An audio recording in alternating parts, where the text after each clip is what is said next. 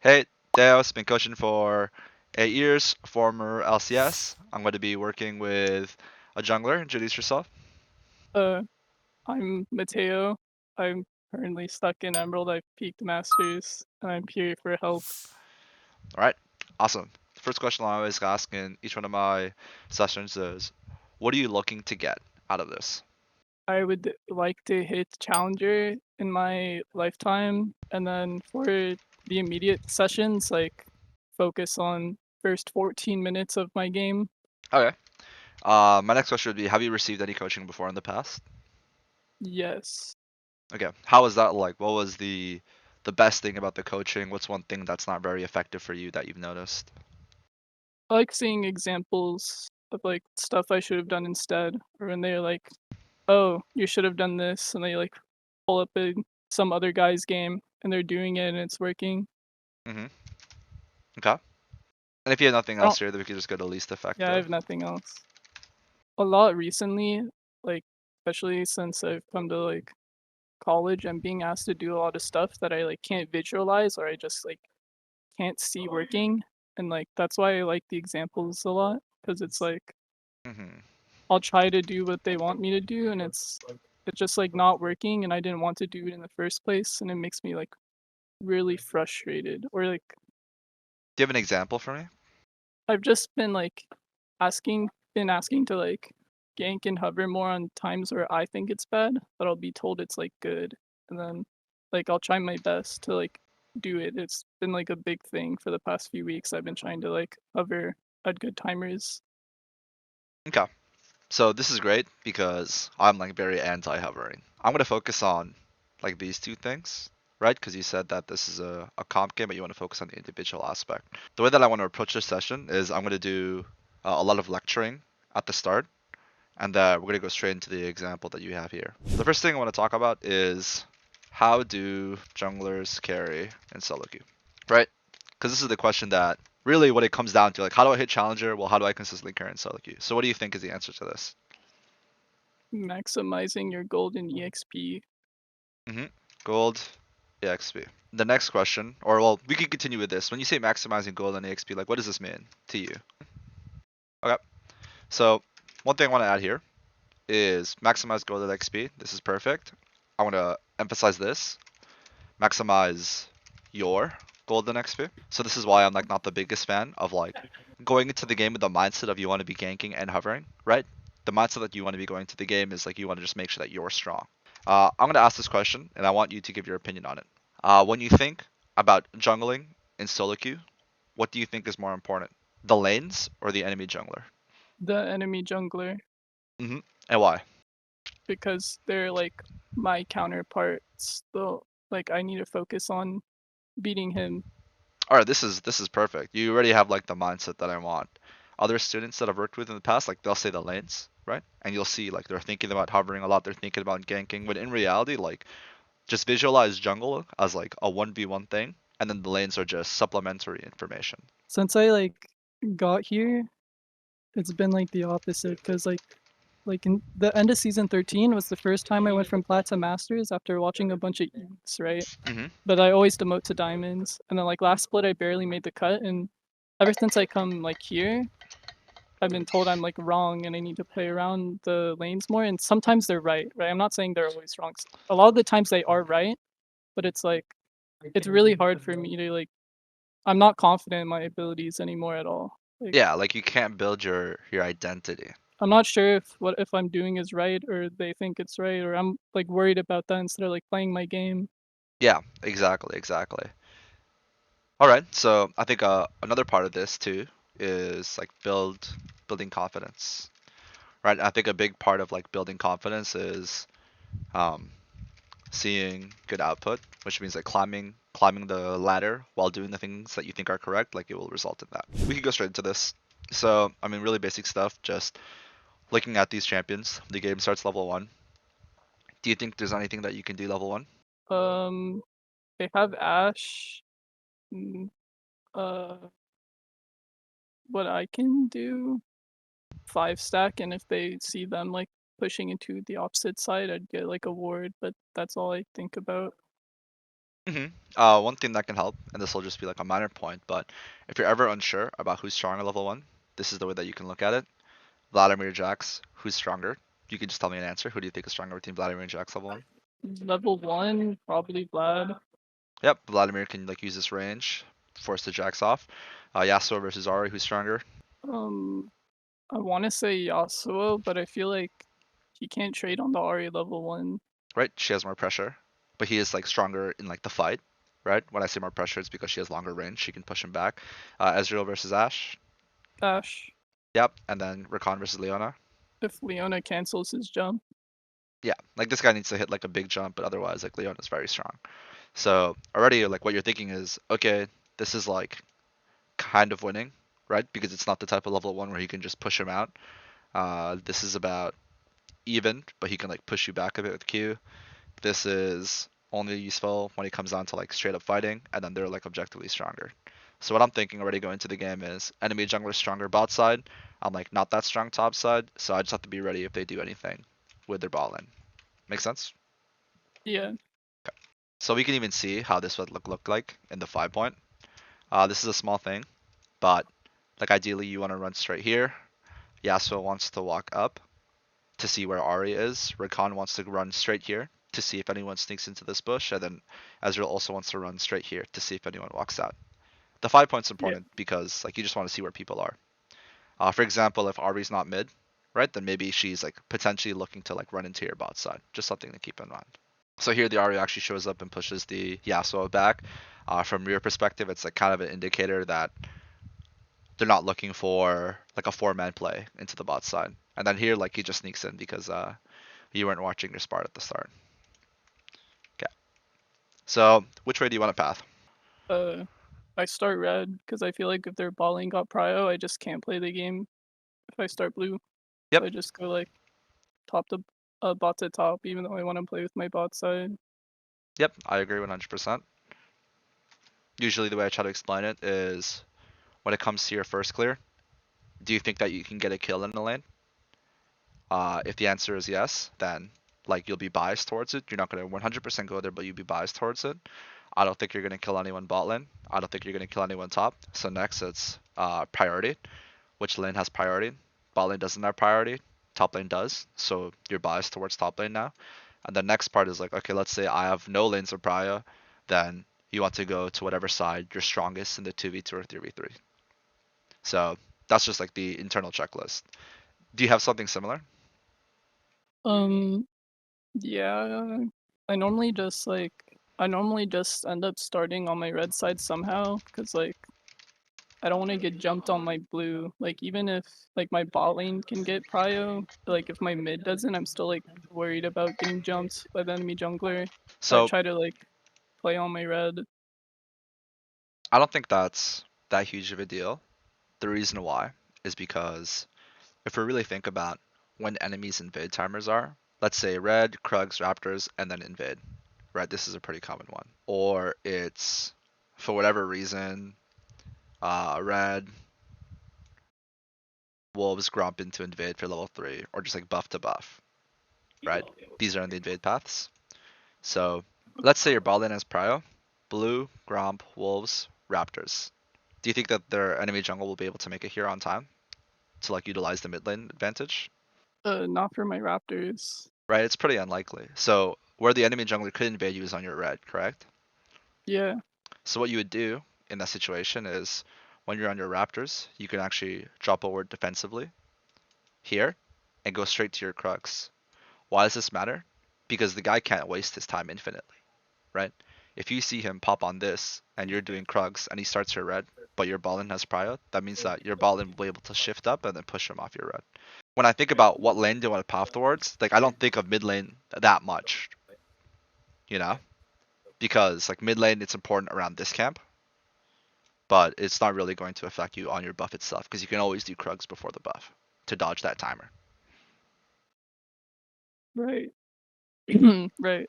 So I would just keep that in mind. I think that like the best one for your first clear checklist is the one that I just described. First, can I get a kill? Likelihood of a kill. Next, priority. Third, if no priority, it's strongest 2v2 3v3. Yep.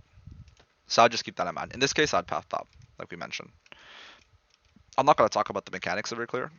I'm just going to see the decision making. Yeah, playing a bajillion champions I don't have a lot of experience on because they want me to. I've been like trying to play them on an alt, but like still. Mm-hmm. Okay, I think that this is pretty creative, what you're trying to do here. Oh yeah, I got spotted by the Ash arrow. Yeah, and then you made it look like you're going the other way, but then instead you go for this play. I think that this is fine. It's pretty creative, I'm not going to lie.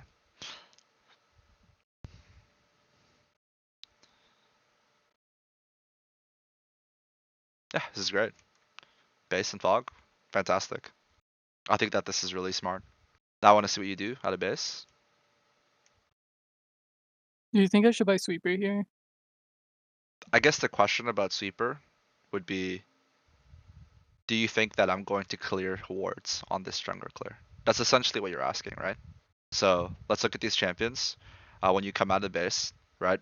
You can honestly go straight to here. So is there a chance that Jacks are already warded in this location, and are you going to sweep in? I think most likely their wards are dead by now, so you're not going to sweep up here. So where are you going to sweep? You're going to sweep at the end of your jungle clear, somewhere around here. And will this result in a kill? In my opinion, I think it's not likely because they have sums. So I would just stick with the trinket. Thank you. So how would we like actually like how would you make this calculation in your head? You would just think to yourself, "Oh, am I gonna go gank bot at the end of my jungle clear? No, then I'll keep my ward." Does that make sense? Yeah. All right, perfect. So right here, I actually mentioned that I think that you should run like straight to this crab. Why do you think that is? Uh, if Lee like wasn't ganking mid, I could meet him there with my prio lanes. Hmm. There's another reason. Uh, So what is your goal on this second jungle clear? in my second clear, Hmm. I'll give you options to help you yeah, decide.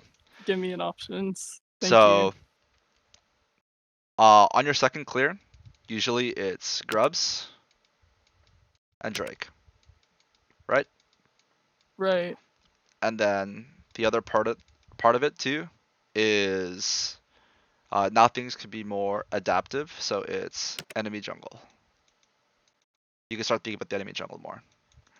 If you're Oh, stronger if or weaker. oh my bad. So like, what is your goal? First, Grubs Drake, because Drake's gonna spawn and Grubs are gonna spawn. So which one does your team comp actually want to play for? Grubs. Yeah, right. So the plan is Grubs because you guys are for sure going to be weaker at Drake. So your plan is to just clear like naturally and take all your camps and then be strong for Grubs. Okay, what about the enemy jungle? Are you stronger than the enemy jungle? Uh, do I press tab when he ganks mid? Cause probably yes, but like Yeah, I would if assume he like didn't buy, I could get his respawn on his Krugs. He just did top down. yeah. So that's what I'm thinking about too, right? So if the answer is you are stronger, then what does that mean? You want to match him, or like go aggressively into his jungle and take a camp. So now when I'm looking at like these questions, like realistically, what are your options? You can do uh, crab, blue, gromp, wolves, raptors, krugs, base, into grubs. That's an option, right? You Hmm. can run straight into his krugs, raptors, cross through mid, raptors, krugs. The reason why you're crossing through mid instead of taking these is because these are your strong camps, right? And really, like that option only exists if you know like where he is for sure. So the reason why I'm asking this is just to get you right into the right mindset of like if you're stronger, you want to go and think about these aggressive lines. You see? This area, this area. So let me put this back here. Second clear goal is grubs, conditions, stronger than enemy jungle. So attack enemy jungle. Make sense so far? Yes, yes. So if you play this through, right, you press tab here.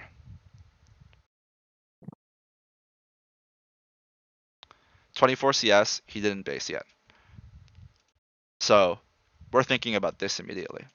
And not only are we thinking about this, you also know that this is going to be up at 4:30. So in your head, you're like calculating, can I take Crab and then be on his Krugs at the right time, or will it be too much of a tempo loss? Something to consider.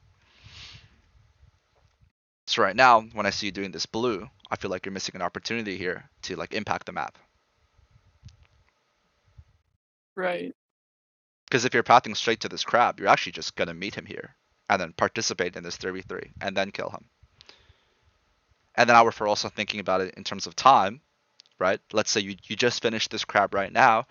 In your head, you're like, oh, this is too late for me to be involved in, right? Because it's gonna spawn at 4:30. Like I don't have time to just come here and then wait 10 seconds. So then you're gonna go to your blue.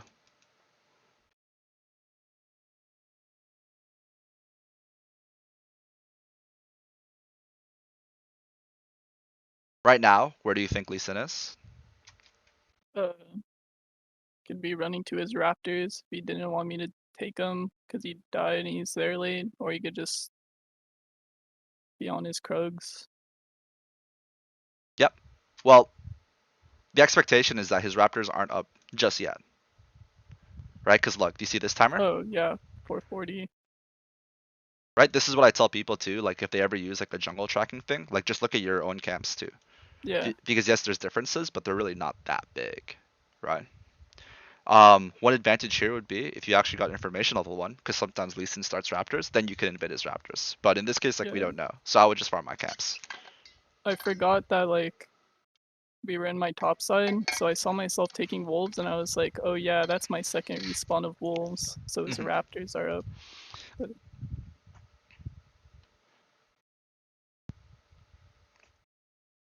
Okay, Krugs.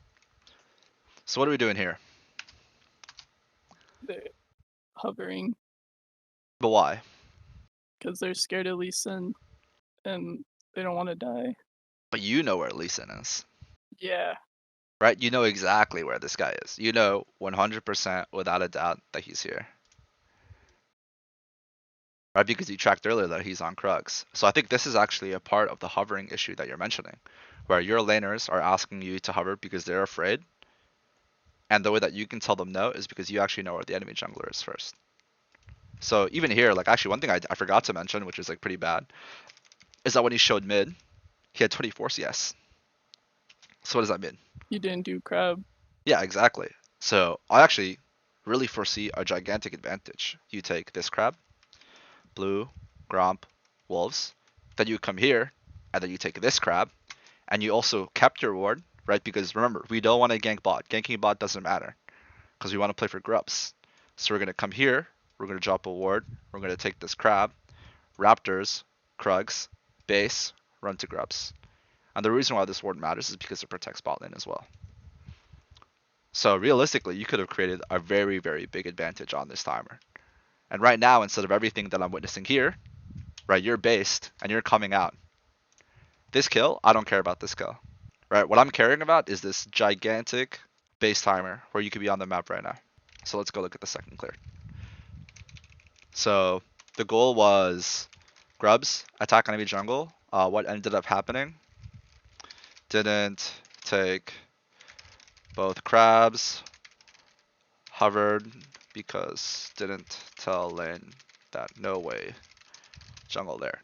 So this is the goal, this is the reality. Second jungle clear I think is actually the thing that most junglers have an issue with because this is where most of the adaptation I believe occurs.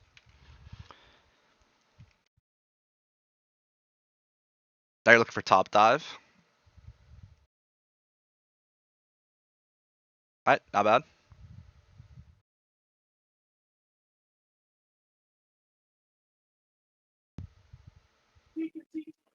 Ruining this guy's day.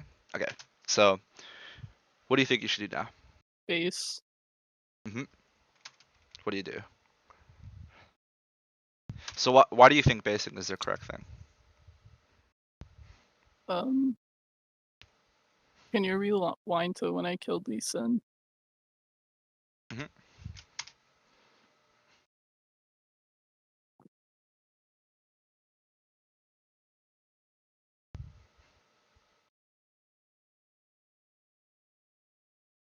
Um, I can. So when he's respawning, his play is probably like dragon or something on the bot side. So after I make this play, like if I stay for grubs after dragon, they can like theoretically maybe walk straight to grubs and fight me off of it. But if I just base when it's done or right here, I can get my buy and just run to grubs and they can't do stuff. Yep. And my support and top are basing too, so we'd have super tempo. Yep. I agree. 100%.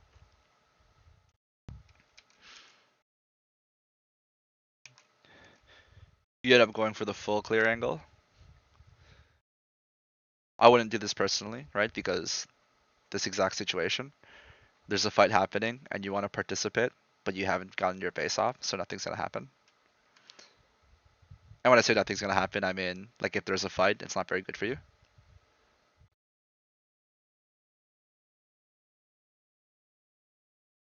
And honestly, like I think that we should just stop this game right here. All right, And then if we can like find if you have more VODs, then we should look at those. But why do you think I want I to have stop like the another. yeah, well why do you think I want to stop it right here? The reason why I'm Well, stopping it here is because I think you just made too many mistakes already. okay, that Like makes sense. it's not realistic to watch from this point because what we're gonna watch is like how do you solve the issues that you created, right? And that's not what you Right. want. What you want is how do I get like a consistent 14 minutes, and then this is probably getting that consistent 14 minutes, making this play happen, right? Getting all of this, because you this never would have like this isn't even real. What's occurring on my screen, right?